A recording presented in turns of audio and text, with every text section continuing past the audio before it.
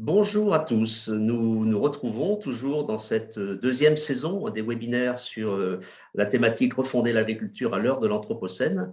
Et aujourd'hui, on va parler des collectifs agricoles. Ces collectifs peuvent-ils participer au développement d'une agriculture régénératrice? Et je vais laisser la parole à Bertrand Valliorle qui va animer cette séance. Mais avant de lui donner la parole, et dans l'attente que vous arriviez tous dans cette salle, eh bien, je vous rappelle que vous avez deux façons d'intervenir avec les intervenants et l'animateur. Vous avez deux boutons dans la bannière de la plateforme. Vous avez le bouton discussion ou chat ou converser qui vous permet de nous donner des informations. Moi, je vous en donnerai également, ou de me faire part éventuellement de vos soucis techniques, mais ça n'arrive jamais, je vous rassure. Et le deuxième bouton que l'on vous conseille vivement d'utiliser, c'est la rubrique Q&R pour questions-réponses, puisque dans ce webinaire, vous allez avoir une série d'interventions et ensuite un temps de questions, de réponses en direct. Et donc, n'hésitez pas à poser toutes vos questions dans cette rubrique et les intervenants y répondront après leurs interventions. Je vais donc maintenant laisser la parole à Bertrand pour présenter les intervenants et le sujet. Bon webinaire à tous. Bonjour Philippe, et puis bonjour à tous, bonjour, merci aux intervenants, et puis merci à nos spectateurs qui sont en train de nous rejoindre, de monter à bord. Ce matin, alors on continue notre aventure, notre réflexion sur l'agriculture régénératrice, sur différents niveaux de questionnement, et aujourd'hui, nous nous interrogeons sur les actions collectives, parce que l'agriculture régénératrice, ou en tout cas cette trajectoire de l'agriculture régénératrice, ça ne peut pas tomber du ciel. Ça ne peut pas s'inventer, ce n'est pas quelque chose qui peut émerger spontanément. Et donc, on a besoin de ce qu'on appelle des actions collectives, c'est-à-dire des mises en commun, d'initiatives, d'expérimentations, de prises de risques qui sont susceptibles d'aider les agriculteurs à progresser ou en tout cas acquérir de nouvelles connaissances et de nouvelles compétences. Et pour nous parler de ces formes d'actions collectives qui sont susceptibles d'aller sur cette trajectoire d'une agriculture à impact, on a ce matin la chance d'avoir deux opérateurs qui sont au plus près du terrain. Le premier opérateur, c'est la FNQMA. Donc, vous connaissez sans doute la FNQMA, mais vous n'avez peut-être pas l'image complète de ce que fait la FNQMA. Donc, on aura Hervé Bossua qui va nous présenter un certain nombre d'initiatives qui accompagnent les agriculteurs au plus près pour développer cette agriculture à impact. Et puis, on aura en deuxième témoin Audrey Bourrouleau, qui est la fondatrice dirigeante du campus agricole Hectare. Et Audrey va nous expliquer ce qu'elle fait actuellement au plus près des agriculteurs pour également développer leurs connaissances et leurs compétences. Et enfin, on aura Séverine, ma collègue Séverine Saleil de l'université Lyon 2, qui viendra discuter, réagir aux propos d'Hervé et Audrey. Et puis ensuite, je dirais dans un deuxième temps, on aura notre traditionnelle séance de questions et réponses. Alors, sans plus attendre, Audrey, on commence par Hervé, Hervé, la FNQMA, on commence par vous. Est-ce que vous pouvez nous expliquer ce qui se passe à l'échelle des QMA pour faire cette bifurcation ou ce changement de trajectoire vers l'agriculture régénératrice? Merci Bertrand et bonjour à tout le monde. Alors effectivement, on va essayer de montrer dans le temps imparti en quoi ce réseau de collectifs est un groupe d'acteurs pertinent pour contribuer à l'agriculture régénératrice.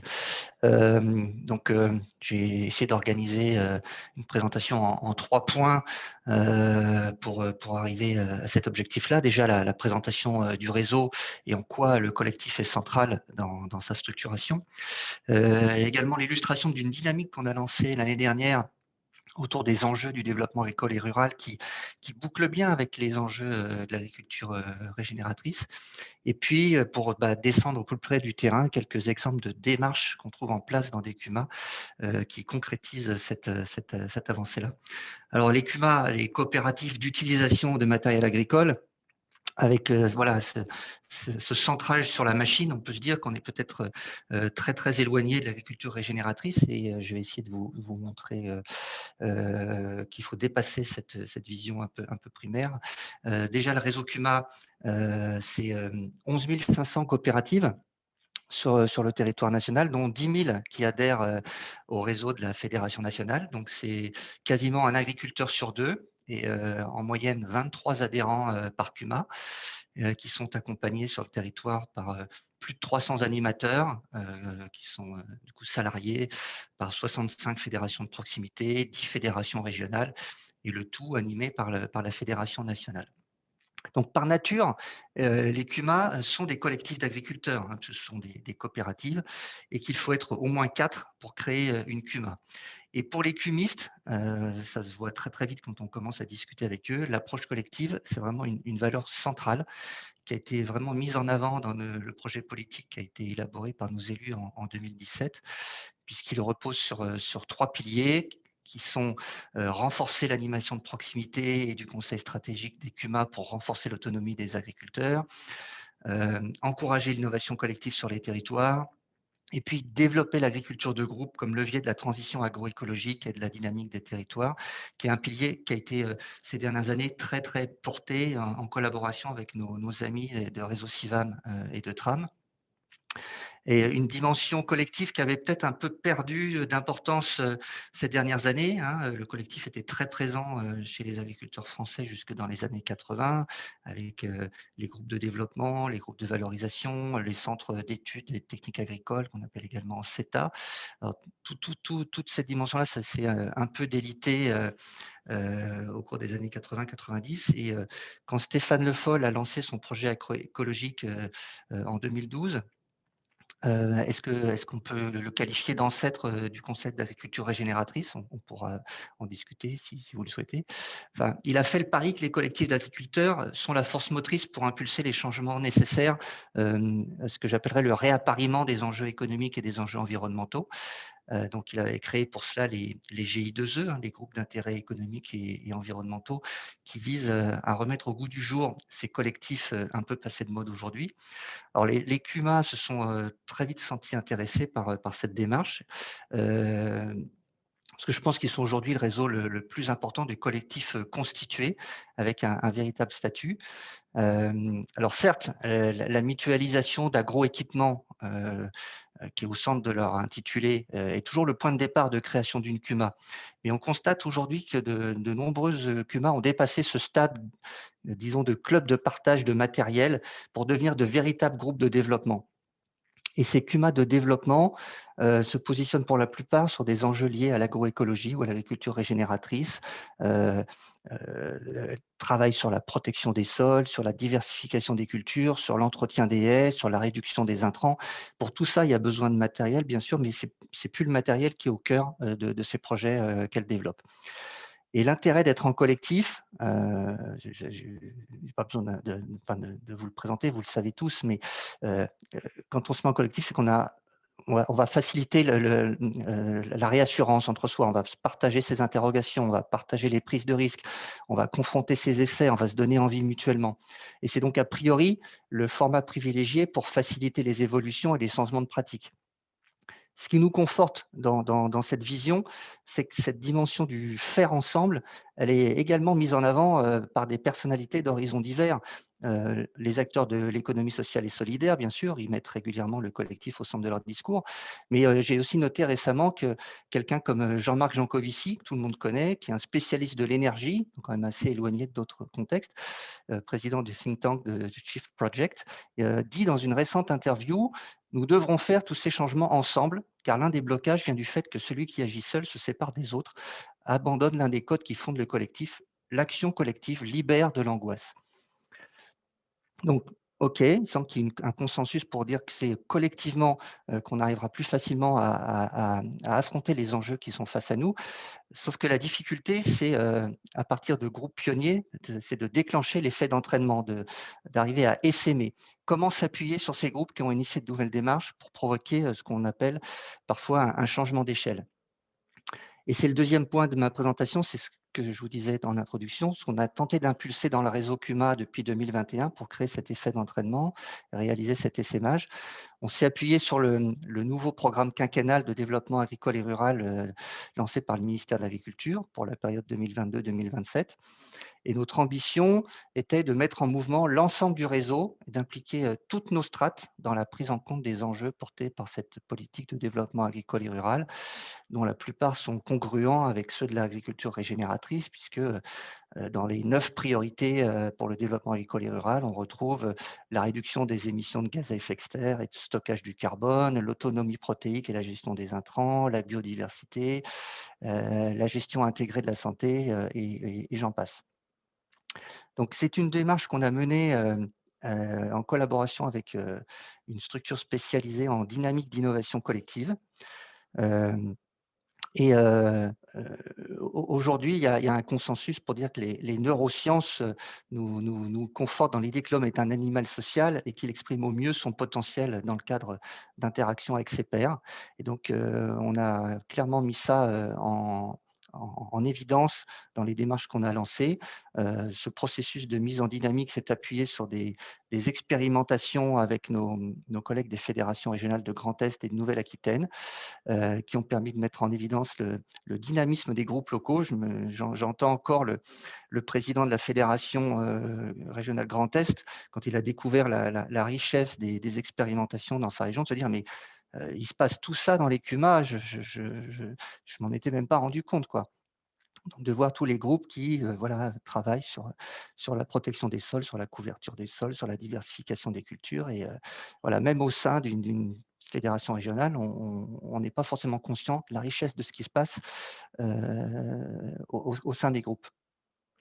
Et donc, pour arriver du coup au cœur du réacteur, je voulais témoigner à partir de 2-3 exemples de ce qui se fait dans des CUMA qui me semblent bien collés avec ce concept d'agriculture régénératrice. C'est des CUMA qu'on a repérés dans le cadre d'une démarche qu'on a lancée l'année dernière, qu'on a appelée les trophées des CUMA innovantes. Et par exemple, parmi les lauréats, une CUMA de Nouvelle-Aquitaine qui s'appelle la CUMA Aria Blanca, qui est un groupe d'agriculteurs qui part d'un objectif de réduction des produits phytosanitaires et qui met pour cela en place un allongement des rotations en insérant des variétés anciennes de céréales adaptées au contexte landais, mais à faible rendement. Et afin de mieux valoriser ces faibles rendements, ils vont mettre en place l'ensemble d'une filière territoriale qui va jusqu'à la transformation du grain et la création d'une farine locale en partenariat avec une association qui a remis en fonctionnement un moulin. Et c'est une CUMA qui associe des agriculteurs en bio ainsi que des agriculteurs en conventionnel. Autre exemple, la CUMA des Champs en Grand Est. Ils se présentent eux-mêmes comme une bande de copains qui ont mis en commun leur surface de céréales. Et puis, l'enchaînement logique, c'est de créer la CUMA pour mutualiser le matériel d'entretien et de travail de ces surfaces de céréales. Et puis, un cran plus loin, c'est bon, est-ce peut-être qu'on peut faire mieux sur le plan environnemental. Donc, ils travaillent à faire évoluer leurs pratiques culturales, ils réduisent leurs intrants, ils développent l'agroforesterie, ils travaillent à améliorer leur gestion de l'eau. Et puis, leur démarche actuelle maintenant, c'est de recréer du lien avec le consommateur et son territoire. Et le groupe travaille à la mise en place d'un point de vente collectif des produits locaux issus des adhérents. Un dernier exemple, pour compléter le tour de piste, c'est en Auvergne-Rhône-Alpes, la CUMA du Grand Trèfle, un groupe d'agriculteurs conscients des changements qui les entourent, en termes concernant l'évolution du climat, la dégradation des sols, l'évolution des habitudes et des attentes des consommateurs. Et donc, pour coller au plus près de ces éléments de contexte, ils ont convergé ensemble vers une transition à l'agriculture biologique et une évolution de leurs pratiques. Et donc, ils se sont mis à introduire des cultures améliorantes pour leur sol. Ils ont développé l'implantation de légumineuses. Ils ont modifié leur façon de travailler le sol pour améliorer la vie biologique et la richesse en matière organique. Et donc, cette approche collective via la CUMA a vraiment facilité le déploiement de leur projet. Pour eux, ça leur a permis de se poser les bonnes questions qui ne se seraient pas posées tout seuls, chacun dans leur exploitation. Ils ont identifié ensemble les solutions adaptées. Et puis, ils ont été jusqu'à organiser leur chantier en commun, à à mettre en place des assolements en commun. Et il considère que le statut CUMA a vraiment été un plus pour la mutualisation des machines et maintenant la transformation et la commercialisation des productions. Donc voilà, j'ai fait le tour du petit propos que j'avais imaginé pour vous présenter en quoi des collectifs tels que les CUMA contribuent à l'agriculture régénératrice. Oui. Euh, Juste merci Hervé. Un point que vous venez d'aborder, c'est par rapport aux enjeux climatiques de l'endroit où vous êtes et des CUMA. Est-ce que vous voyez ce sujet, ces questions, ces enjeux-là prendre une ampleur euh, plus importante ou de plus en plus importante? Et quelles sont, au-delà du changement climatique, quelles sont à l'échelle des CUMA les thématiques qui reviennent de manière récurrente? Quels sont les enjeux? Est-ce que c'est l'eau? Est-ce que c'est des accompagnements? Quelles sont les demandes exprimées par les cumistes, comme vous le dites très bien, j'aime bien cette idée de cumiste. Qu'est-ce qui vous font remonter du terrain par rapport à cette problématique du dérèglement climatique? Alors, déjà, le terme dérèglement climatique revient régulièrement dans leur bouche quand on parle des enjeux. Il faut qu'on s'intéresse à la question du dérèglement climatique, mais ils ne savent pas forcément voilà, quels sont les leviers à activer pour y contribuer. Mais quand on regarde concrètement ce qui est fait, voilà, c'est comme M. Jourdain, ils font des choses sans savoir que ce sont des actions qui y contribuent favorablement. Donc, il y a l'eau, effectivement, et le réseau CUMA a été assez impliqué dans le Varenne de l'eau qui s'est tenu récemment. On avait notre délégué général qui a participé à la plupart des séquences et qui a impliqué également certains élus du bureau pour porter la parole des CUMA dans ces questionnements-là. Donc la question de l'eau, elle est centrale. Après, les techniques qui sont vraiment mises en œuvre, c'est techniques de couverture des sols déjà pour conserver du carbone et de la matière organique et réduire les émissions de gaz à effet de serre. On travaille sur la machine parce que voilà, on sait bien que les machines consomment du carburant, émettent des particules, du gaz carbonique. Il y a aussi une réflexion pour avec les constructeurs et avec le ministère pour faire évoluer le parc matériel vers des usages plus respectueux de ces enjeux-là.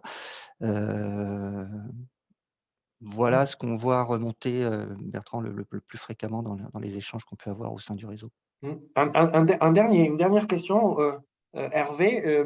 Est-ce que donc on voit bien l'écosystème avec lesquels travaillent les CUMA, elles sont complémentaires de GI2E, des CETA, des choses que l'on connaît. Est-ce qu'aujourd'hui les CUMA et les FNCUMA vont chercher d'autres partenaires qui, je dirais, ne sont pas naturellement dans le champ agricole, mais qui auraient des compétences ou des connaissances ou des expertises qui pourraient être utiles au monde agricole. Une idée, par exemple, Météo France. Aujourd'hui, on sait que Météo France produit des données de plus en plus fines sur le dérèglement climatique, justement. Est-ce que vous allez chercher des partenariats ou des alliances ou des collaborations, peu importe finalement le terme, mais en tout cas d'autres formes d'action collective avec des acteurs qui naturellement ou historiquement ne sont pas dans le champ agricole?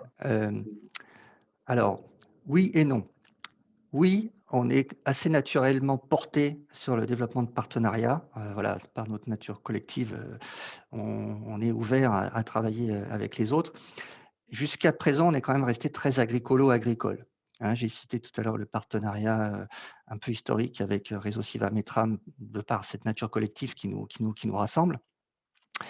Plus récemment, on a développé des partenariats avec Terre de Liens, qui est moins strictement agricolo-agricole que nous, mais qui est quand même centré sur la question du foncier et de l'installation des jeunes. Donc, on est quand même un peu dans le même écosystème. Avec un projet dont je n'ai pas parlé, qu'on a décroché dans le cadre du plan de relance autour de l'alimentation de proximité. Du coup, on a développé des partenariats avec des acteurs qu'on ne connaissait pas, qui travaillent dans l'économie sociale et solidaire, autour de l'accompagnement des populations en difficulté. Donc là, on n'est pas dans le partenariat agricole, mais on s'éloigne un peu de la question de l'agriculture régénératrice et du changement climatique. Mmh. Donc, Sur l'exemple que vous citez, Bertrand, tel que Météo France, non, on n'y est pas encore. Mais en tout cas, voilà, cette question du partenariat, ne serait-ce que pour s'ouvrir et pour aborder les enjeux qu'on n'est pas capable de traiter tout seul, elle est vraiment au cœur de notre réflexion et on l'a mise de manière très centrale dans notre programme de développement agricole et rural dont je parlais tout à l'heure. Très bien. Merci Hervé.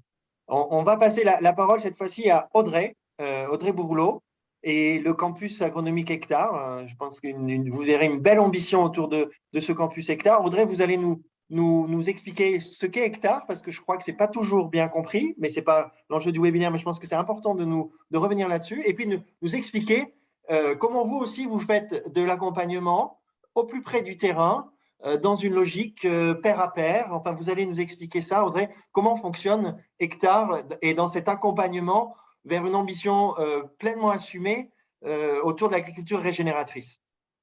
Très bien, bonjour à tous. Heureuse de participer à ce webinaire. Donc, Hectare, c'est un campus agricole, surtout pas agronomique, je me permets de le dire, Bertrand, que j'ai fondé sur un format d'association d'intérêt général. Alors, pourquoi cet engagement ? Parce que quand on regarde les enjeux de l'agriculture régénératrice et qu'on les applique à toute la chaîne de valeur agricole et alimentaire, donc en gros du champ à l'assiette, on voit qu'il y a des ruptures économiques, des ruptures sociales en termes de compétences et de transition des métiers, et que ça nécessitait en tout cas d'agir. C'est vraiment le sens d'Hectare, c'est d'éclairer et d'apporter des solutions. Et on a aussi un deuxième grand défi, donc celui de préserver des sols et de l'agriculture régénératrice, mais aussi l'enjeu du renouvellement des générations agricoles. Et chez Hectare, on est parti du principe qu'il fallait qu'on applique à tout ce qu'on fait, et je vais y revenir, une triple équation qui doit être des modèles viables économiquement qui préservent les sols, les équilibres de vie. Il y a un vrai enjeu demain de quel est le rôle social de l'agriculteur, comment on lui redonne un métier qui lui permet de préserver des équilibres de vie et de faire la transition environnementale au service de l'agriculture régénératrice. Et quand on met ça pour de vrai dans des modèles d'affaires, on voit que les marges de transition sont très très hautes et qu'il ne pourra pas les faire seul. Donc si je peux challenger le titre du webinaire, chez Hectare, on pense plutôt que c'est les collectifs, pas que agricoles, qui seront au service de l'agriculture régénératrice, parce que quand on pose factuellement des chiffres sur la neutralité carbone du champ à l'assiette, on voit qu'il y a énormément ce qu'on appelle le scope des agriculteurs qui vont être concernés et que le coût de la transition ne pourra pas être supporté uniquement par l'agriculteur, et donc on va devoir réorganiser l'ensemble des acteurs de la chaîne de valeur. Donc ça, c'est le constat. Et après, on s'est dit comment on peut agir à notre humble niveau. On fait 3 choses. On s'est lancé dans la formation des futurs entrepreneurs agricoles, parce que nous, on les appelle comme ça, puisqu'on voit que pour faire la transition en agriculture régénératrice, nous, on ne fait aucun enseignement technique agricole, aucun enseignement agronomique. On le voit là, il y a plein de collectifs agricoles, des collectifs techniques qui sont très en avance là-dessus. Ce n'est pas notre rôle. Nous, c'est notre rôle de dire à un entrepreneur, tu veux t'engager dans ces métiers-là, comment tu veux en vivre, combien tu veux gagner, et tu dois prendre soin de tes sols parce que c'est important de le mettre dans ton équation. Et on l'éclaire sur un format de formation extrêmement agile qui est du format de pair à pair. C'est-à-dire qu'à la fois, on lui fait ce qu'on appelle un mentoring transversal qui est de le sécuriser dans son modèle économique. Et ça, c'est la valeur ajoutée d'Hectare. Comme je le dis souvent en bon français, on est une business school agricole. On sécurise en disant quel ratio tu dois trouver. Et on voit que finalement, on manque énormément de documentation là-dessus.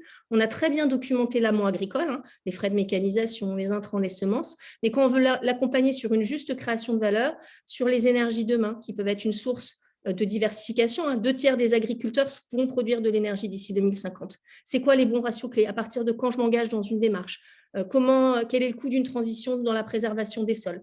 Tous ces ratios, on essaie de les consolider et après, on donne du temps d'expertise sur un format très agile qui est vraiment notre valeur ajoutée parce qu'on a réussi à éprouver 2 ou 3 sessions et on va vraiment capitaliser aujourd'hui sur cet accompagnement de pair à pair en connectant ces porteurs de projets à des agriculteurs, à des experts qui vont pouvoir vraiment les sécuriser dans leur démarche entrepreneuriale. Donc ça, c'est ce que fait Hectare. Et puis l'histoire nous a montré pourquoi je sors du collectif purement agricole. Quand on a ouvert, on a eu des groupes qui sont venus nous voir en disant, et je pense que effectivement, ayant comme associé Xavier Niol et donc l'école 42, on a été très marqué agritech rapidement finalement. Et on a eu des entreprises du secteur agricole alimentaire qui nous ont dit il nous faut des data scientists, des codeurs, parce qu'aujourd'hui, les modèles deviennent complexes. Quand on part vers l'agriculture régénératrice, on veut croiser des données qui peuvent être les changements de météo et les assolements gagnants pour essayer d'en tirer peut-être des itinéraires qui peuvent démontrer des chemins de transition plus faciles que d'autres. On a besoin de connecter, là on travaille avec une entreprise qui nous demande de connecter la pousse d'herbe en agriculture, système herbager pâturant, avec des changements météo et la prise de poids des animaux. L'interopérabilité de ces outils-là n'existait pas. Et donc, on a lancé une spécialisation agricole de 6 mois pour des codeurs. Et aujourd'hui, c'est un de nos programmes qui nous est énormément demandé. Donc, on voit bien qu'il y a à la fois des entrepreneurs à former et des solutions à leur apporter. De ça est né le deuxième métier d'Hectare, qui est ce qu'on a appelé l'accélération. Donc là, ça sera annoncé la semaine prochaine. On lance un accélérateur de start-up avec l'incubateur HEC, puisqu'il y a un écosystème très innovant de solutions pour le monde agricole.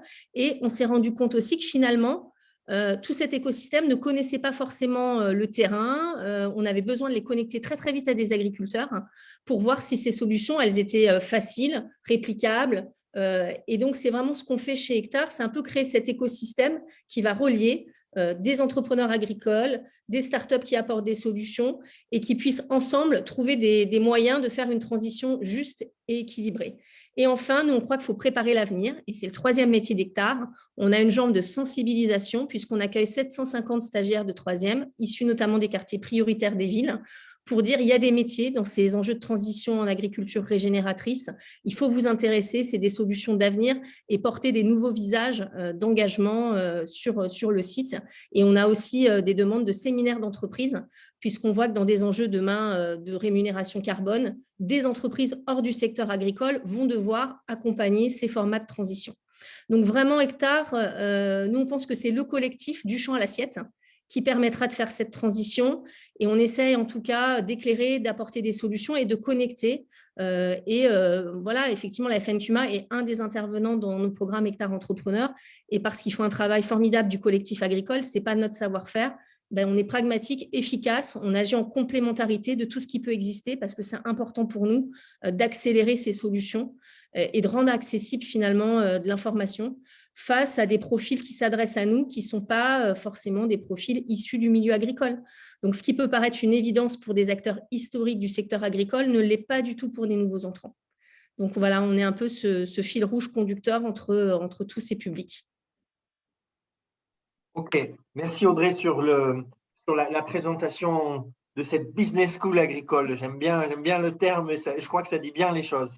Peut-être revenir Audrey sur les profils qui viennent vous voir en tant qu'entrepreneur agricole. Et ce qui serait intéressant, c'est de détailler, alors je ne sais pas si ça s'appelle la méthode Hectare, mais ce que j'ai repéré et qui me semblait très intéressant, c'est vous inventez aussi, il y a une belle ambition, on le voit, mais il y a aussi un dispositif d'accompagnement et de formation sur lequel, à mon avis, il est intéressant de partager certaines choses. Je pense à l'hybridation et au mentoring, à la formation pair à pair. Nous y voyons là une innovation et je pense que c'est intéressant de la partager. Donc, les profils et la méthode de formation Hectare. Effectivement, les profils qui s'adressent à nous sont plutôt des gens qui ont 30-35 ans, second parcours de vie, assez diplômés, où on a été très étonnés, pour 80% d'entre eux, ils ont déjà du foncier, ce qui était une question pour nous, en disant est-ce que ça va être un enjeu d'accompagnement ou pas là-dessus, et ce n'est pas notre vocation. Donc, c'est les profils qui se sont adressés à nous, avec des diversités extrêmement grandes. On a des profils en ce moment dans Hectare Entrepreneurs qui vont de fils d'agriculteurs, qui veulent reprendre la ferme de leur père d'une manière très différente, à des gens qui sont dans des milieux d'entreprise. Donc, c'est vraiment très divers comme profil. Et on s'est dit comment on accompagne au mieux finalement des personnes qui ont un historique et un vécu un peu différent. Et nous, on les met vraiment dans une logique d'entrepreneur et de dire quand vous allez dans ces métiers-là, il faut être dans des logiques d'amortissement sur une durée de 15 ans. C'est ce que fera un entrepreneur. Ils ont 30-35 ans, donc ils se projettent. Je sais que c'est assez tabou ce que je vais dire, mais dans une carrière agricole. Comment je rentre, comment je sors à 15 ans? C'est des questions qui n'étaient pas forcément posées de cette manière-là quand on héritait du foncier de son père et qu'on s'engageait sur une vie. Donc, nous, de manière très factuelle, on leur dit, c'est quoi ton projet? Tu veux l'amortir on part sur des durées de 15 ans d'amortissement. Quand je mets le prix du foncier agricole, tel qu'il est connu de toutes les sources publiques, que je rajoute les investissements, on a parlé de parc matériel, etc. Et nous, la seule question qu'on pose, ce qu'on nous dit à Hectare, qu'est-ce que vous accompagnez? Moi, je ne choisis pas la taille de l'exploitation. Je peux m'installer sur 3 hectares sur 300, ce n'est pas le sujet d'Hectare. c'est comment j'amortis ça, sur quelle durée et qu'est-ce que j'ai besoin pour vivre en fait. C'est quoi mon choix de vie? Et là, de la même manière, moi, je ne juge pas les choix personnels des personnes. En revanche, quand ils nous présentent ces modèles-là, où on les accompagne, on leur dit, face à telle ou telle chose, des ratios qu'on a, c'est à peu près tant d'heures par semaine, tant de rémunération. Et il y en a qui prennent le mur. Enfin, je le dis franchement, qui disent c'est ça, mais ce n'est pas du tout ce à quoi je m'attendais. OK, donc on fait quoi maintenant? Donc on reconstruit avec eux. Est-ce que si tu ajoutes un atelier de diversification, qu'est-ce que ça fait? Et c'est là où le mentoring, on fait pivoter en fait très très vite ces porteurs de projets. Et nous, on s'est retrouvés, je le dis encore, et c'est presque un appel si j'ai à lancer du collectif, face à très peu de données clés en main pour accompagner ce que j'appelle ces briques de création de valeur. Je vais être très claire, et là, ce n'est pas un choix d'hectare, c'est un fait. Accompagner un nouvel entrant qui n'a pas hérité de sa terre et qui veut être sur des logiques entrepreneuriales, les marches sont très, très hautes à passer. Donc, il ne pourra pas rester sur un modèle statique qui est, je prends souvent cet exemple, 100% de collecte pour mondial sur une ferme céréalière, ça ne passe plus factuellement. Donc, qu'est-ce qu'on fait? Est-ce qu'il faut qu'il aille vers de la transformation à la ferme? Est-ce qu'il faut qu'il aille vers de la production d'énergie? Est-ce qu'il faut qu'il fasse de l'agrotourisme? Tout ça, ce n'est pas un choix d'hectare. Nous, on lui offre le champ des possibles. Et après, il faut qu'on l'aide à constituer ces briques économiques. Sauf que seul, encore une fois, on n'a pas toutes les données. Et c'est là où on s'est dit, mais comment on fait? En fait, on va aller chercher, quand il a fait ces choix-là de diversification, des agriculteurs, des entrepreneurs, des collectifs qui ont déjà fait ça et qui peuvent un peu le sécuriser dans son cheminement. Et c'est vraiment cette capacité de mise en réseau qui leur permet d'accélérer parce qu'ils vont finalement partager une expérience avec un agriculteur, un collectif, un expert qui a eu cette même trajectoire de vie et qui va pouvoir partager son expérience. Et c'est vraiment là-dessus qu'on veut capitaliser. Nous, notre objectif, c'est de sécuriser l'entrepreneur dans son projet et d'essaimer très, très vite ces ratios clés qui manquent et qui sont finalement peu documentés. On a une grande culture orale, on a les visites bout de champ où il y a énormément de matières qui sont échangées et finalement, on essaye un peu de les connecter plus vite, surtout que ce sont nous des profils qui ne sont pas connaisseurs du monde agricole. Donc effectivement, FNQMA, moi je connais Sivam, Tram, mais quand vous avez une autre vie, ce n'est pas forcément des réseaux que vous connaissez. Donc on a ce rôle-là d'amplificateur et de facilitateur. Et Audrey, est-ce que vous voyez des territoires où il y a plus d'initiatives ou des filières qui sont plus, je ne sais pas si attractives est le bon mot, mais en tout cas qui suscitent un intérêt, toujours dans les profils, ils vont où et ils sont où? 80% de nos dossiers aujourd'hui vont vers du maraîchage. Et pour nous, c'est des structures économiques qui sont les plus fragiles. Moi, j'assume pleinement de le dire. Aujourd'hui, installer un maraîcher sur 3 hectares et lui promettre ma triple équation de l'économie, du social et de l'environnemental, on n'a pas trouvé. Enfin, je suis extrêmement factuelle là-dessus. Et voilà, les équilibres sur ces 3 pieds-là, aujourd'hui, on n'arrive pas à les passer. Donc, nous, on leur dit objectivement, voilà le temps de travail, voilà l'économie, qu'est-ce qu'on fait de ça? Donc, on a un énorme besoin de rajouter de la valeur sur un atelier maraîchage pour qu'il soit, selon nous, acceptable et que les gens n'explosent pas au bout de 3 ans, parce que ce n'est pas notre vocation chez Hectare. Et on a aussi beaucoup de personnes qui ont pivoté à la lecture de leur business plan et qui ont essayé en tout cas d'ajouter un atelier pour pondeuse, de se diversifier vers de l'énergie, etc. Parce que nous, on veut vraiment que ce soit soutenable. Donc, et de la même manière, il y a des personnes à qui on a montré factuellement ce que ça voulait dire et qui ont dit, moi, je suis prêt à assumer un temps de travail très lourd au début, c'est ma passion, mon choix. Nous, c'est juste de leur exposer ce qu'ils nous montrent en fait, sans complaisance. Après, on a pas mal de polyculture élevage, parce que je pense que ceux qui s'adressent sur l'agriculture régénératrice voient bien l'idée de la complémentarité des systèmes, élevage, céréales. Donc, on a vraiment ces 2 voies-là, mais encore beaucoup de projets sur le maraîchage qui arrivent. Et je pense que psychologiquement aussi, pour le coup, le sujet foncier est peut-être aussi prédominant dans un nouvel entrant qui se dit comment je fais pour reprendre ça. Et on s'adosse à des réseaux existants aussi. Il y a des initiatives de collectifs d'installation qui est une tendance que des jeunes recherchent aujourd'hui pour concilier les équilibres de vie, ils s'installent à plusieurs. Ils reprennent des fermes à plusieurs. Et là, on a des partenaires, je pense à Éloi, Ferme en Vie, qui interviennent aussi dans nos formations. Et il y a des territoires que vous repérez comme des destinations où on a plus envie de s'installer, de reprendre une activité agricole? Est-ce que vous avez un recul là-dessus? Est-ce qu'ils veulent aller en Auvergne? Est-ce qu'ils veulent aller en Normandie? Non. Est-ce que vous voyez ou pas? Il n'y a pas de… Non, pas du tout. On a plutôt des projets dans toute la France assez divers, hein, puisqu'on a eu vraiment une hétérogénéité dans les porteurs de projets en dehors du tropisme, du maraîchage. Donc ça, c'était pour le programme temps long. On a un programme en fait de 6 mois et là, c'était maraîchage plus polyculture élevage. Et après, on a fait un format qui fonctionne bien et sur lequel on veut vraiment capitaliser, qui est un format ce qu'on appelle d'accélération de 5 semaines. Et là, c'est vraiment des personnes qui ont déjà passé le foncier, qui sont en finalisation du dossier et qui nous demandent une expertise de 5 semaines. Et là, on a pu aller sur de la cidrerie, de l'accompagnement, sur des ateliers divers et variés. Et on a vraiment réussi à sécuriser ce business plan de manière assez performante. Donc voilà, donc l'idée est de s'appuyer sur les réseaux existants. Il y a plein de choses qui se font sur le maraîchage. Donc là, on essaie de se connecter aussi à des initiatives existantes, de leur faire visiter des fermes qui ressemblent à leur projet. Et on croit beaucoup à ce partage d'expérience. Comme je dis souvent, c'est un peu tabou, mais en agriculture, on sait au moins très bien documenter l'échec. Et si on partageait déjà bien les murs à éviter, ben on rend service aussi en disant ça, on est sûr que ça ne fonctionne pas, ça c'est une zone de risque orange, verte, rouge, et c'est vraiment notre rôle d'être en complémentarité de ce qui existe. Très bien. Et alors, hectare égale agriculture régénératrice égale hybridation. L'hybridation, Audrey, on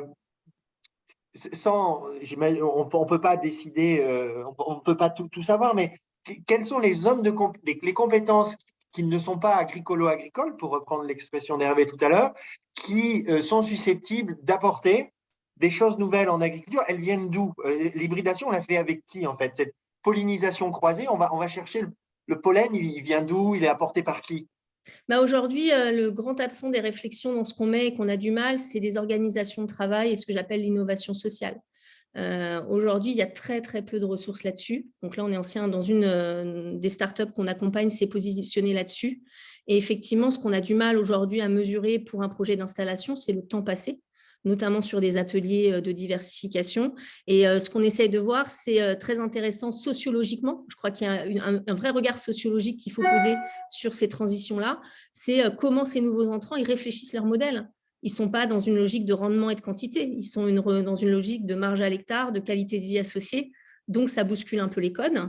Ils se posent la question de leur rôle d'acteur économique dans les territoires. Est-ce que demain, je suis un tiers-lieu ouvert? Est-ce que je peux faire une recharge électrique de mon véhicule dans une ferme qui prendra de la vente directe? Quel temps j'y passe? Donc, ils sont dans d'autres logiques, vraiment de projets hybrides, en fait. Et quelles compétences il faut? Il faut bien sûr des compétences techniques agricoles, et ce n'est pas hectare, je le redis une fois, parce qu'il y a beaucoup de choses dites là-dessus, ce n'est pas du tout notre rôle. Nous, justement, c'est dire de ce projet un peu complexe pour qu'il soit rémunérateur, de qui tu t'entoures, en fait.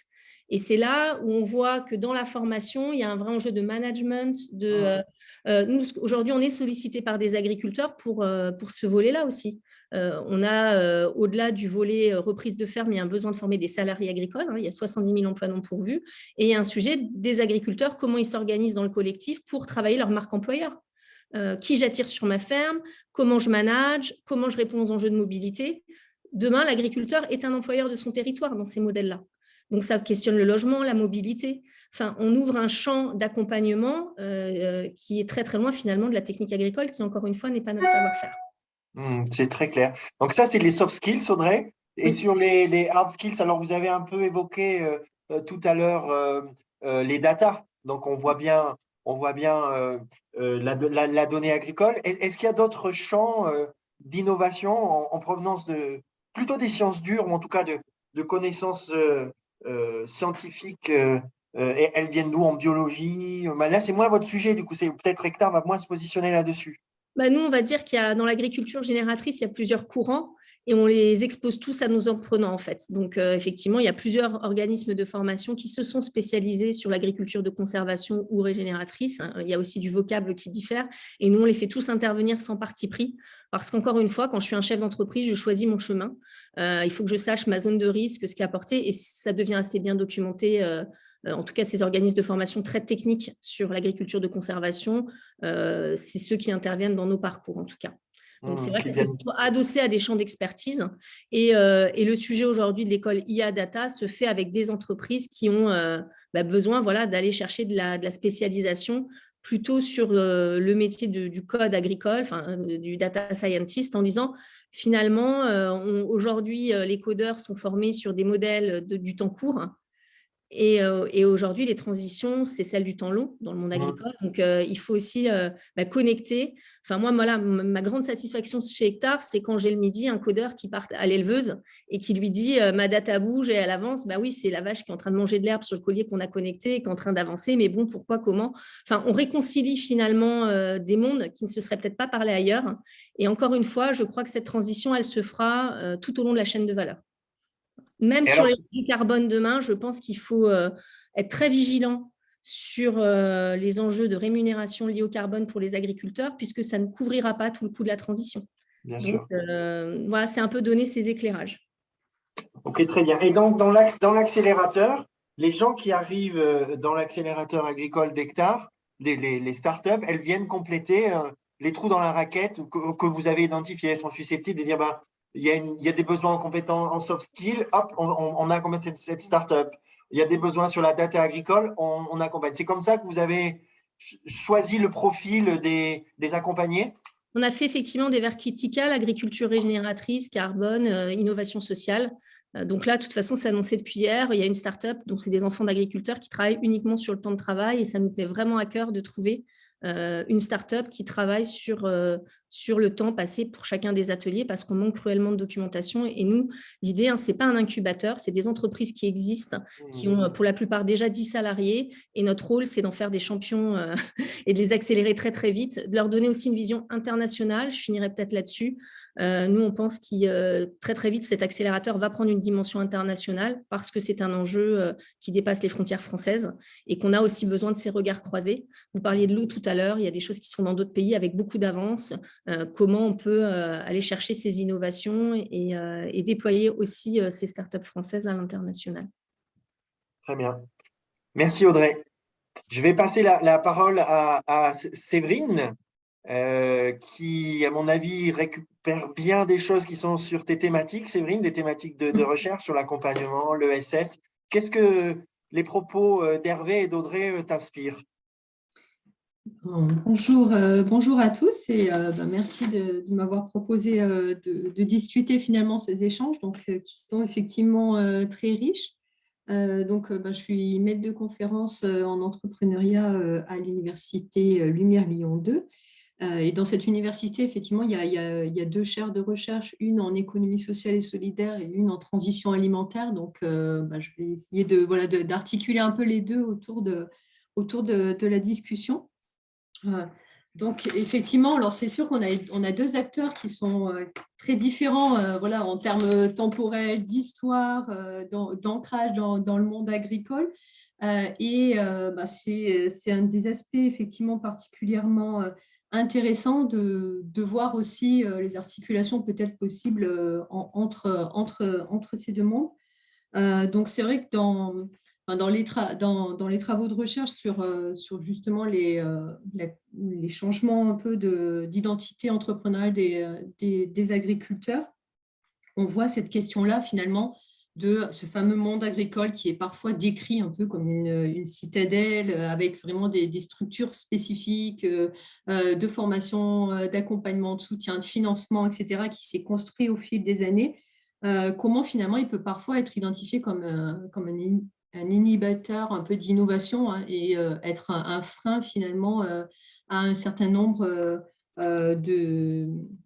d'innovation des agriculteurs. On l'a vu pour la diversification agricole, pour l'émergence de circuits courts alimentaires, pour aujourd'hui peut-être des questions plus autour de l'agriculture de régénération.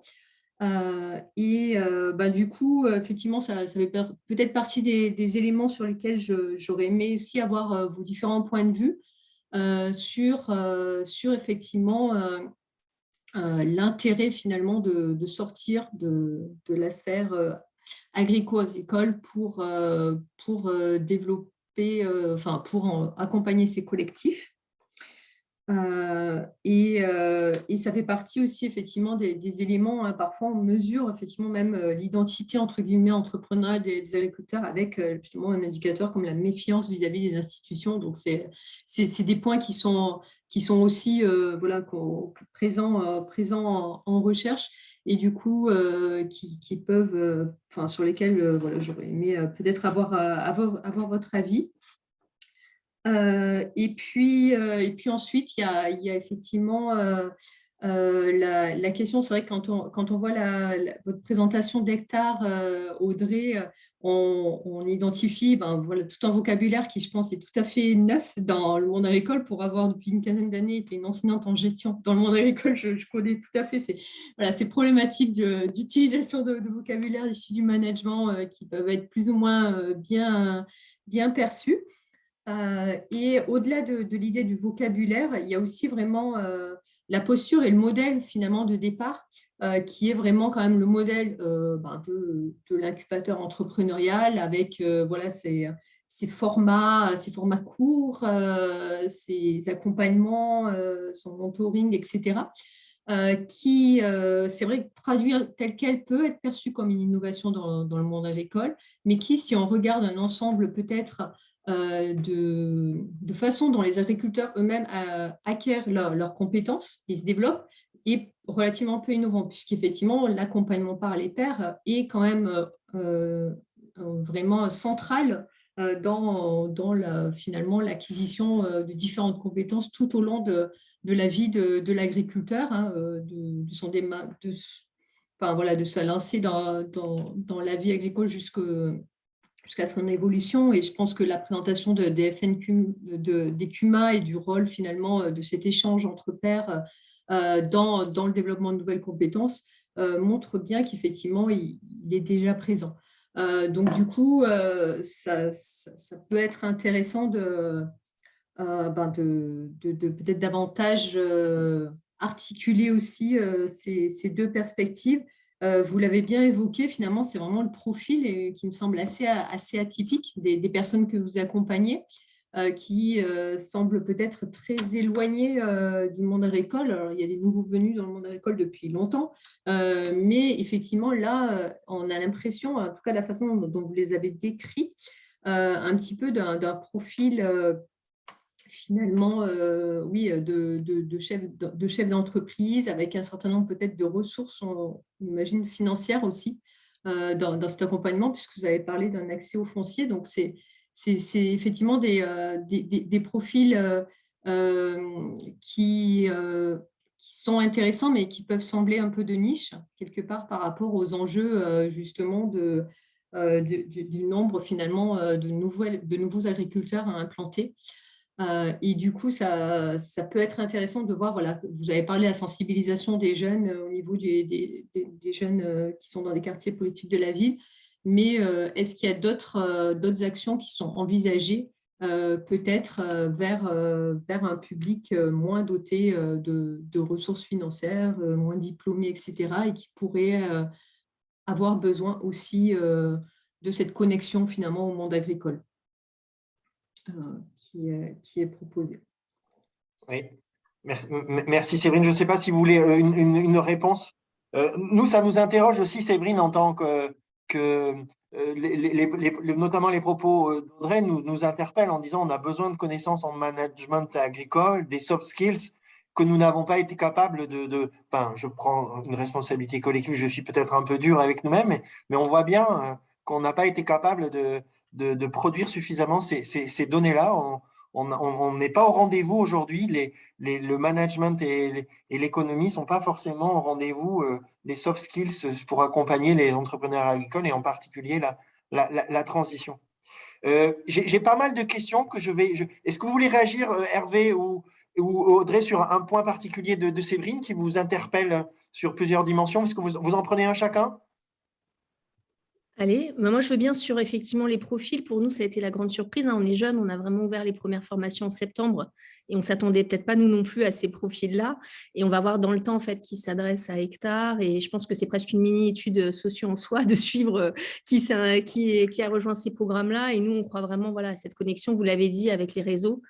Pour preuve, la FNCUMA fait partie de nos intervenants et il faut… le pair à pair existe, je partage complètement, et on essaie de lui donner peut-être un cadre plus accessible à ceux qui ne le connaissent pas. Donc, je suis parfaitement alignée avec ce qu'a dit Séverine et je partage l'analyse qui est faite. Et pour nous, c'est aussi un enjeu de voir dans le temps quels sont ces profils-là. Et je finirai juste par rapport à ce que Bertrand a dit. On est en expérimentation d'un programme dont je n'ai pas parlé sur des salariés agricoles en Nouvelle-Aquitaine.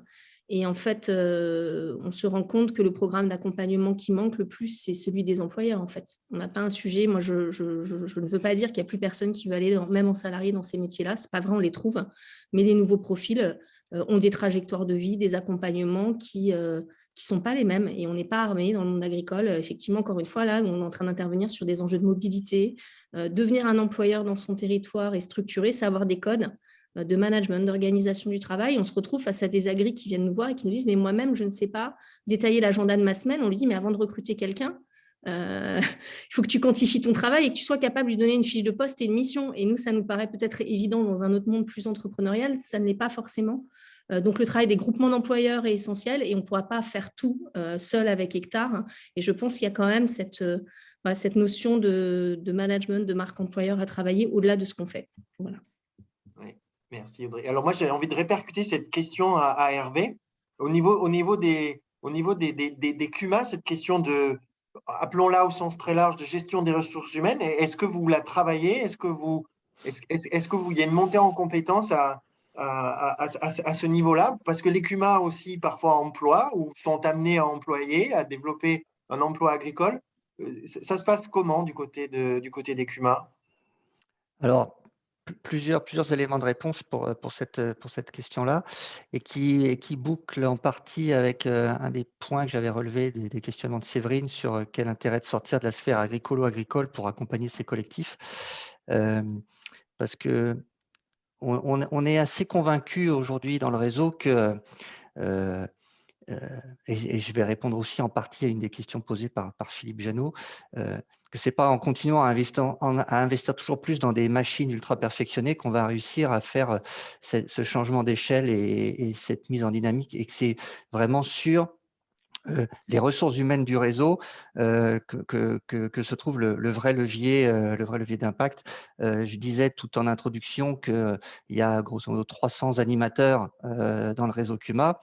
Et on voit bien que là où ça bouge, c'est là où un animateur a 30 à 40 CUMA dans son portefeuille et pas là où l'animateur il en a 100 ou plus de 100 parce qu'il n'a pas le temps du coup de se poser sur les groupes, sur les projets qui sont à mettre en place et à animer correctement.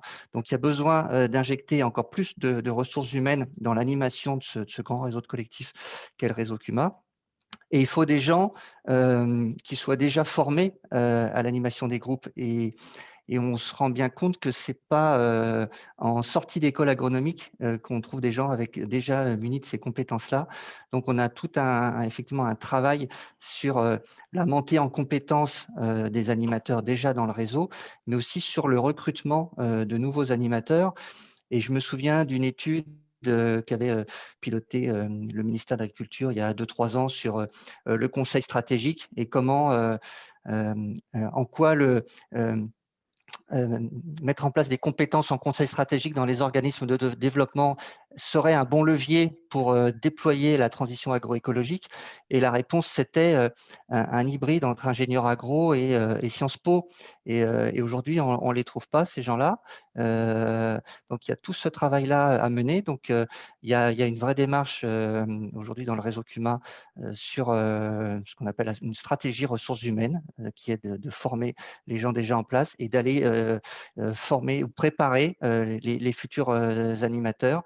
Alors, bien sûr, avec toute la grille de rémunération qui va derrière pour accompagner la montée en puissance. Mais c'est effectivement central dans notre stratégie aujourd'hui sur ces questions-là. Est-ce que je réponds à ta Oui, question, très Bertrand, bien. ou est-ce que j'ai trop divergé? Non, ça va. On voit Après, bien que l'enjeu est là et vous êtes en train de l'adresser. complètement. Et puis, je pense que j'ai mal répondu à ta question de tout à l'heure sur Météo France, parce que m'est revenu après coup qu'on travaille quand même avec des startups qui sont positionnées sur les data. Et ça fait quelques années maintenant que la FNCUMA a développé tout un travail collaboratif avec des startups qui nous accompagnent dans la capitalisation de toutes les données que produisent le réseau et qui doit permettre à court terme de faciliter les interactions entre CUMA répartis sur le territoire et d'identifier les CUMA qui sont dans des démarches innovantes et qui contribuent à enrichir ce pool de CUMA, groupe de développement dont je parlais tout à l'heure, pour sortir du simple club de partage de matériel. OK, merci. Alors, je vais vous répercuter un certain nombre de questions. Il y en a pas mal, comme d'habitude. Certains sont adressés à tous les deux, puis d'autres sont plus spécifiques. Mais je m'occupe de distribuer. Alors, une première question, elle est sur l'énergie. Hervé, vous évoquiez les propos de Jancovici, Jean-Marc Jancovici tout à l'heure, en disant, oui, bon, il est peut-être un peu loin des problématiques agricoles parce que Jancovici est effectivement connu et reconnu sur les questions énergétiques. En réalité, Hervé, est-il aussi loin que ça quand il parle d'énergie et comment le monde agricole se projette aujourd'hui sur sa dépendance énergétique, là je parle des énergies fossiles, et également une production d'énergie et d'énergie renouvelable. Donc, il y a ce premier point à l'échelle de la FNCUMA, comment est adressée la question de l'énergie, et c'est aussi un point qui a été directement évoqué par Audrey, qui, elle, affichait une ambition forte autour de l'énergie et de la production d'énergie. Et la question que je répercute à Audrey, c'est comment trouver les bons équilibres? Parce qu'on a bien vu certaines expérimentations dans des pays étrangers où l'exploitation agricole était devenue non pas l'activité de base, mais le support d'une production d'énergie. Et finalement, on produisait de la biomasse pour non pas faire de la nourriture, mais pour faire alimenter des méthaniseurs. Donc Audrey, comment vous voyez les équilibres se dessiner autour de cette question énergétique? On commence par Hervé? Ouais, vas-y Audrey, allez-y Audrey. Ça sera très court en fait. Nous, on commence à travailler aujourd'hui sur ces ratios. Je suis désolée de ramener ça à des choses un peu basiques d'accompagnement d'un chef d'entreprise, mais c'est de quoi on parle, quels investissements et quelles possibilités. Pour l'instant, on a juste commencé sur le maraîchage, mais on n'a pas avancé sur tous les sujets parce qu'on a beaucoup de choses à faire. J'arrive à sortir un ratio qui est une serre photovoltaïque en dessous de 3 hectares en maraîchage. Ça ne sert à rien d'y aller. Moi, ça va être ça mon rôle chez Hectare. Donc déjà, et on a cartographié avec des producteurs et des données photovoltaïques les zones où ça vaut le coup avec l'ensoleillement actuel et à venir d'y aller. Donc déjà, si vous êtes dans telle zone, vous oubliez, ça ne fonctionne pas. Donc moi, de dire déjà, est-ce que ton urbanisme te permet de faire 3 hectares de serre photovoltaïque? Impact paysager, hein, on pourra revenir sur la cohabitation des usages, les enjeux d'urbanisme demain, et de dire en dessous de ça, ça vaut pas. Après, une fois, quand bien même on a un porteur de projet à qui on pourrait dire go, on y va, produire sous serre photovoltaïque nécessite des compétences et des itinéraires techniques un peu différents. Donc là, je vais aller chercher mes mentors pair à pair qui l'ont déjà fait. On en a identifié 4-5 où ça fonctionne. Ça, c'est notre rôle. Vous voyez, donc moi, je cherche en ce moment à sortir la littérature de manière très, très simple, les 2-3 indicateurs qui permettent à un porteur de projet de dire je regarde pas. Ça ne sert à rien de faire perdre beaucoup de temps à un chef d'entreprise si de facto, il n'est pas dans le bon territoire, il n'a pas l'autorisation où il est situé urbanistique pour le faire par rapport à l'impact de paysage. Voilà, ça va être ça notre rôle d'Hectare. En revanche, ce qu'on sait, c'est que c'est un enjeu de création de valeur fort demain. On travaille aussi sur le photovoltaïque sur des bâtiments existants. Ça, c'est déjà hyper bien documenté. Enfin, sur les bâtiments d'élevage, on a plutôt des retours où ça fonctionne. Et nous, on leur dit, qu'est-ce que tu fais? Est-ce que c'est une logique d'autoconsommation? Est-ce que demain, tu deviens un lieu de recharge des véhicules en zone rurale? Il y a un énorme enjeu de manque des bornes par rapport au développement de la flotte électrique et la capacité de recharge. Dans des zones rurales, tu peux être une solution. Et dans ce cas-là, est-ce que tu fais de la vente directe? Tu lis ça à une offre agrotouristique? Enfin, voilà, nous, c'est vraiment cette logique très, encore une fois, économique du choix énergétique qui doit soit faire une logique d'autoconsommation, une logique servicielle, etc., etc. Et là, on s'adosse à des expertises de personnes qui l'ont soit déjà fait, soit qui travaillent sur ces questions-là. On en est vraiment au début, mais on est convaincu qu'on doit accélérer sur ces ratios clés parce qu'encore une fois, ils sont assez macro aujourd'hui et très peu ramenés à portée de botte. En tout cas, ce qui est clair dans ce que vous dites, Audrey, c'est que l'énergie est une question que les agriculteurs doivent se poser. Faire, pas faire, OK, mais c'est une question qu'ils doivent avoir de manière systématique en disant je dois me poser cette question, je vais voir si j'y vais ou si j'y vais pas, mais ça doit être dans mon radar, quoi. C'est pas dans l'angle mort, c'est une question. Nous, on le pense, qu'on voit les enjeux de production des énergies vertes, l'agriculteur peut être s'ils le décident, encore une fois, une solution à la production d'énergie verte. C'est attesté par toute la littérature publique. Le chiffre de l'ADEME, encore une fois, c'est 10% des agriculteurs aujourd'hui produisent des énergies. Ils seront plus d'un tiers d'ici 2030 et 2 tiers en 2050. Donc, c'est sur des bases de scénarios de transition. Et après, c'est nous, comment on les accompagne et comment on choisit ces ratios pour les guider. Ok, Et merci. ils se posent les bonnes questions, en fait. Voilà. Ouais, pour avoir des projets qui ont du sens. L'énergie à la FNQMA, Hervé? L'énergie à la FNQMA, elle est partout, Bertrand. Ok. Non, j'avais bien vu la remarque de Philippe dans le fil questions-réponses et je partage tout à fait sa position. C'est vrai que l'énergie, elle est centrale et j'ai fait peut-être un petit raccourci malheureux en disant que Jean Covici et l'énergie, c'est pas dans le scope.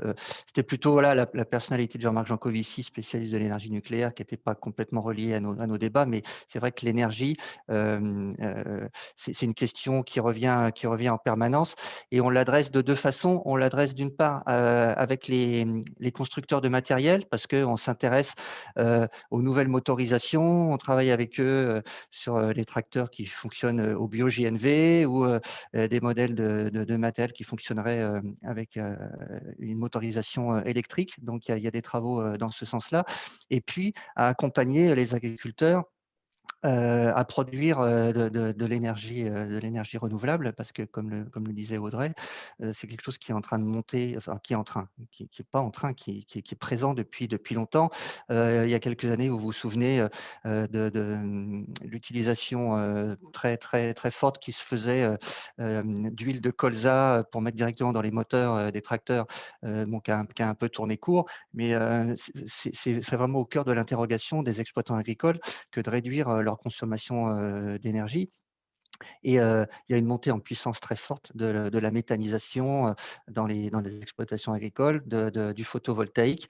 Et là où ça vient frotter un peu dans le réseau CUMA, c'est qu'en fait, le statut ne permet pas forcément de mettre en place ces démarches-là, puisque quand on est en CUMA, on doit retrouver à la fin le produit de chaque agriculteur. Et en matière de méthanisation ou de photovoltaïque, on ne va pas pouvoir séparer la production électrique ou méthanogène de chaque agriculteur. Et donc là, on est plutôt sur des limitations d'un point de vue juridique ou réglementaire qui obligent à créer des structures différentes et à part et qui ne permettent pas de mener ces réflexions-là au sein des CUMA.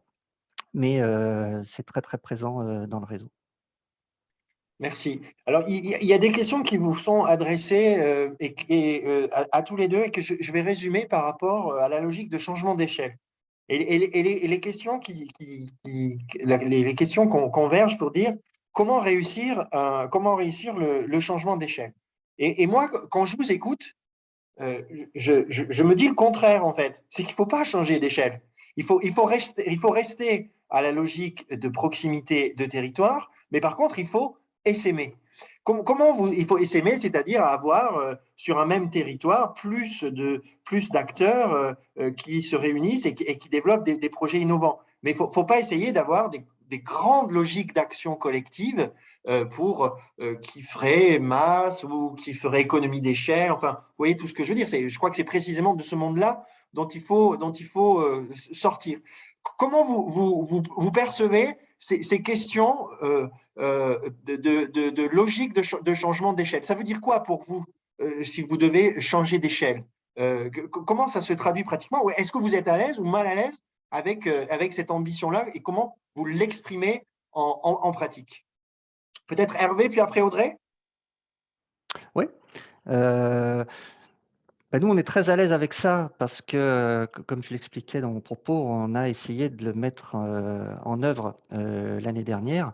Et c'est vrai que pour nous, c'est un peu synonyme, changement d'échelle et essaimer. Alors, je comprends effectivement ta position, Bertrand, de se dire conservons la notion géographique d'échelle et restons à un niveau territorial. Mais par contre, cherchons à diffuser et à essaimer.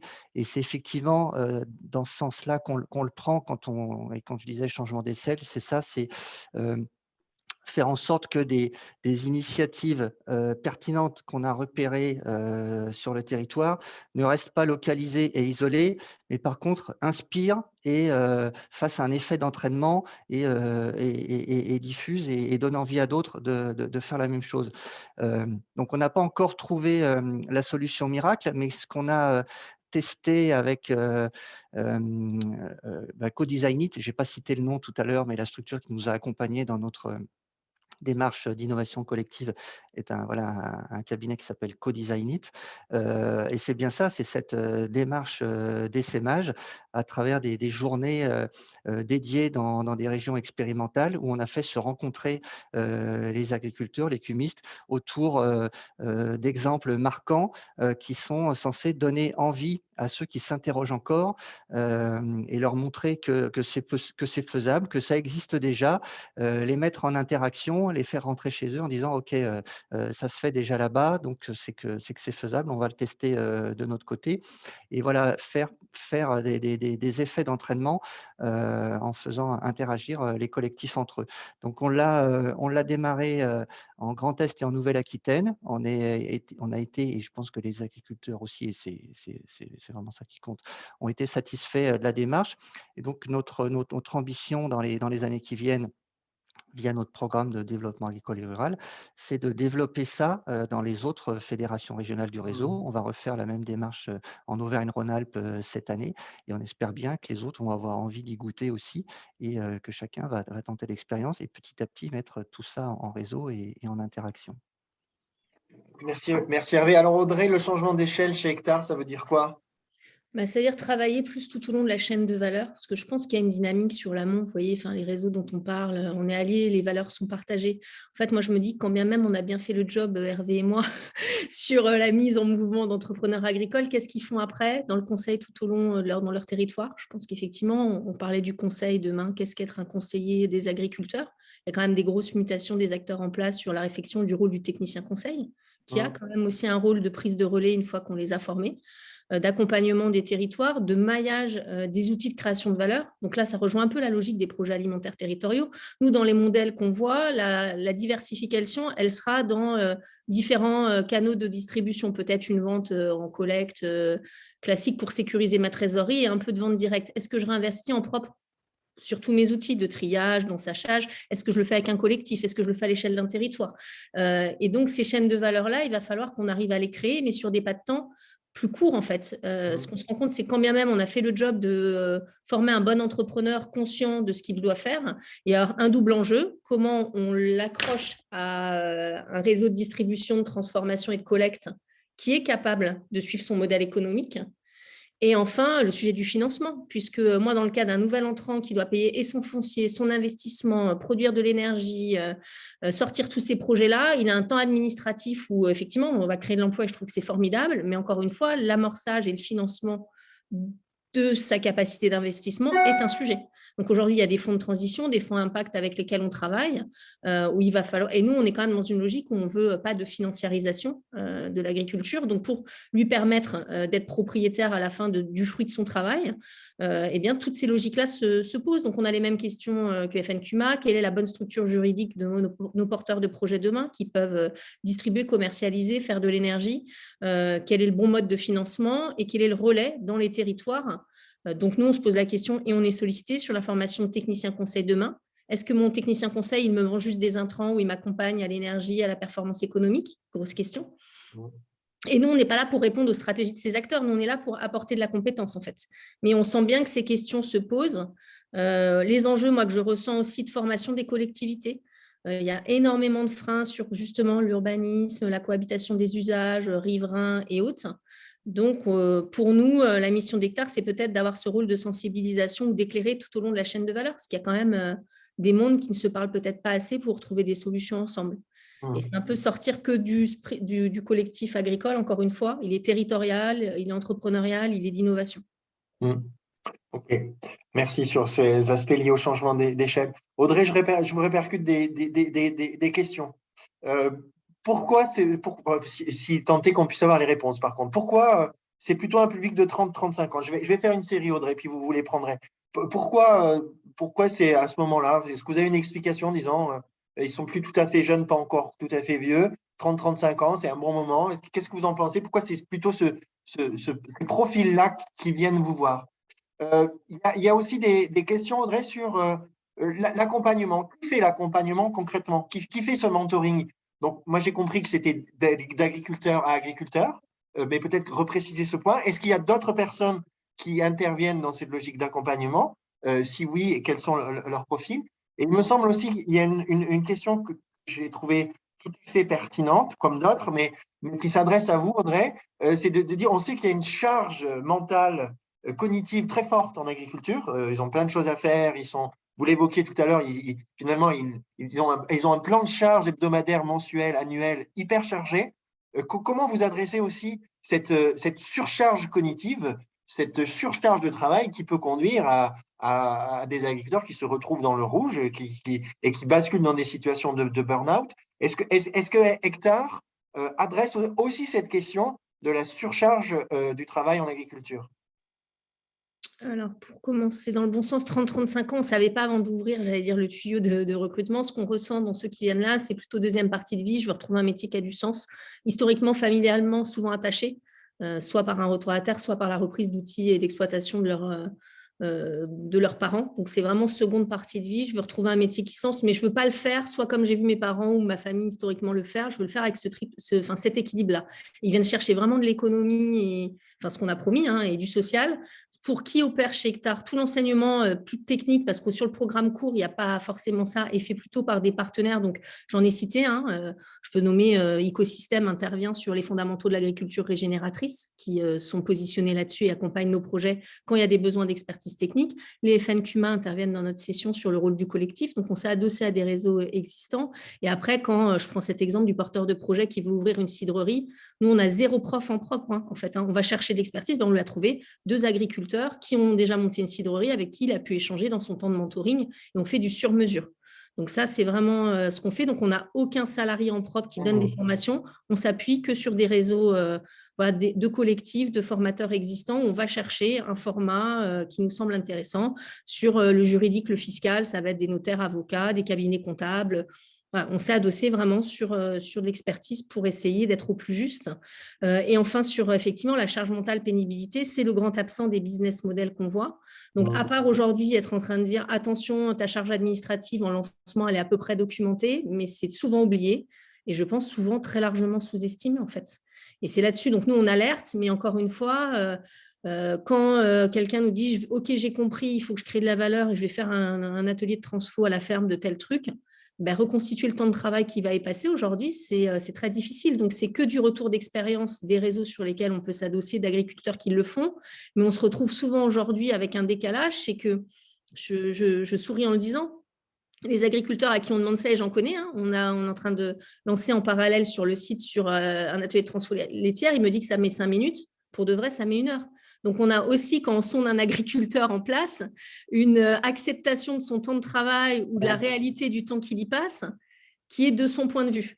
Donc, c'est pour ça qu'on a souhaité accélérer cette start-up qui met un smartphone à chaque fois qu'on commence un atelier et qui mesure un peu plus précisément le temps. Donc, nous, à part dire, faites gaffe, dans votre business plan, vous n'avez pas pris votre temps de travail, vous n'avez pas pris votre temps administratif, ta compta, tu l'as fait quand est-ce que tu fais ta déclaration PAC, combien de temps tu en mets? Et à chaque fois, ils l'ont oublié. C'est-à-dire qu'ils nous font des semaines, on dit, mais ça ne passera pas dans ta vraie vie d'entrepreneur, réfléchis. Donc ça, on essaie vraiment de les sensibiliser, mais encore une fois, c'est très peu documenté. Donc, on essaye avec beaucoup d'humilité de dire aux agriculteurs pour de vrai combien tu mets, mais eux-mêmes ont du mal. Je le dis, c'est 80% des comptes agricoles, on a travaillé avec les organismes, ne prennent pas en compte le temps de travail. Donc, on est sur quelque chose de très faussé finalement économiquement. Et c'est ce qui est le plus long pour nous à reconstituer. Ouais, ils ne comptent pas leur temps et ils finissent par se mettre dans le rouge, les agriculteurs, parce que justement, ils n'ont pas cette culture de dire… Oui, et puis un vrai frein sociologique, moi je le dis, en fait, quand on le disait tout à l'heure, et c'est un peu le rôle des FNQMA, et je le partage complètement, comment demain on a des bons relais et on fait devenir des agriculteurs, des formateurs ou des animateurs du collectif. Nous, on insiste beaucoup sur ce qu'ils transmettent comme message. Et ceux qu'on arrive à emmener dans l'aventure Hectare, on a un énorme temps de former les formateurs à cet ADN-là. Et moi, j'ai eu des discussions avec certains mentors agriculteurs où ils avaient du mal à dire j'y passe tant de temps parce que ça leur renvoie une propre image de leur temps de travail qui n'est pas forcément, ils se rendent bien compte, réplicable. Et en même temps, le regard des nouveaux entrants, c'est mais en fait, ils ne veulent pas bosser, tes porteurs de projets. Non, en fait, on veut qu'ils aient ces équilibres-là. Et c'est encore très tabou, hein, l'image qu'on projette du rapport au travail, le droit aux vacances. Enfin, il y a une vraie rupture qui, pour moi, n'est pas, comment dire, l'agriculture régénératrice, c'est peut-être régénérer les sols, mais c'est régénérer les hommes aussi. Hein. Et cette image qu'on renvoie des métiers agricoles, du regard de ses voisins, du regard des autres, je pense qu'il y a énormément du travail du collectif à emmener là-dessus. Moi, je ne souhaite pas à nos porteurs de projets d'avoir des semaines de 70 heures. Ce n'est pas ce que je veux pour eux. Ce n'est pas ce que je leur souhaite. Et si on l'assume et qu'on le met pour de vrai dans un business model, ben on rajoute encore des choses à passer en termes de création. Le facteur travail à prendre en considération. Une dernière question. Il y a plusieurs remarques qui convergent pour dire OK, il faut de l'action collective. OK, il faut de l'action collective avec une maille qui est fine. Alors, vous avez été des témoins que ces actions collectives à maille fine sont là et ont des impacts. Est-ce qu'on se fait plaisir? Est-ce que vous, de votre point de vue, vous la voyez se développer, vous voyez ces formes d'action collective se développer? Donc, est-ce qu'on est dans une tendance où l'action collective à maille fine pour la transition se développe? Ou est-ce qu'au contraire, c'est des niches, c'est à des endroits, c'est là, mais finalement, on est loin d'une tendance en augmentation, on est sur quelque chose qui se perpétue, mais qui se développe pas. Alors, je le dis concrètement, Hervé, est-ce que les CUMA se développent? Ou est-ce que vous êtes sur un plateau? Est-ce que vous en voyez apparaître? Et puis vous, Audrey, est-ce que vous voyez des demandes sur plus de territoires? La mécanique est en train de prendre et les demandes de formation émergent. Réponse courte pour terminer, tous les deux, Hervé et Audrey pour finir. Je ne sais pas répondre, Bertrand, parce que en fait, ce qu'on découvre, c'est que chaque fois qu'on lance quelque chose, on découvre plein de choses invisibles.